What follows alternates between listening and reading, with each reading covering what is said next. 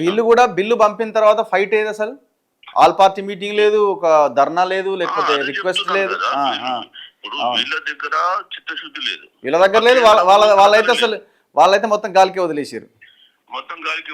అవును. సో ఇప్పుడు ఇట్లాంటి పరిస్థితుల్లో ఇది 42% జరుగుతుందా అంటే మరి మనం అంటే ఇప్పుడు ఒక అంశం ఏంటంటే ప్రత్యేకంగా ఒక జీవో ఇచ్చి అమలు చేయడానికి ప్రయత్నం చేసే అవకాశం ఉందని. Is it possible sir? మళ్ళీ ఎవరైనా కోర్టుకు వెళ్ళొచ్చు?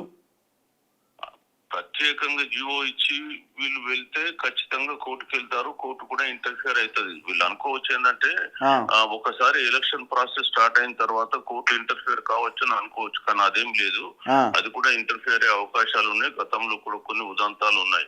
ఎప్పుడైతే బేసిక్ ప్రిన్సిపల్స్ మీద వైలేషన్ ఉంటుందో అప్పుడు 100% కోర్టులు కూడా ఇంటర్వ్యూన్ అవుతాయి. మామూలు ఇష్యూస్ మీద కావు కానీ దీనిపైన ఇంటర్వ్యూన్ అయ్యే అవకాశం ఉంటుంది.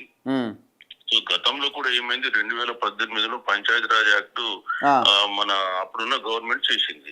చేసినప్పుడు సెక్షన్ 9 లో వాళ్ళు 34% బీసీలకు రిజర్వేషన్ ఇచ్చారు. ఇచ్చేసి ఆ తర్వాత ఒక జియో ఇచ్చారు 396 అని. ఇస్తే అప్పుడు ఏమైంది, కొంతమంది కోర్టుకు వెళ్తే కోర్టు ఏం చెప్పింది, మీరు 50% సీలింగ్ దాటుతున్నారు, 34% బీసీలకు ఇస్తే ఎస్సీ ఎస్టీలకు కలిపితే 28% అవుతుంది. 34 28 అనేసే వరకు అది సుమారు 62%. మనం మళ్ళీ ఒక ఇంటర్వ్యూలో కలుసుకుందాం సార్. Thank you.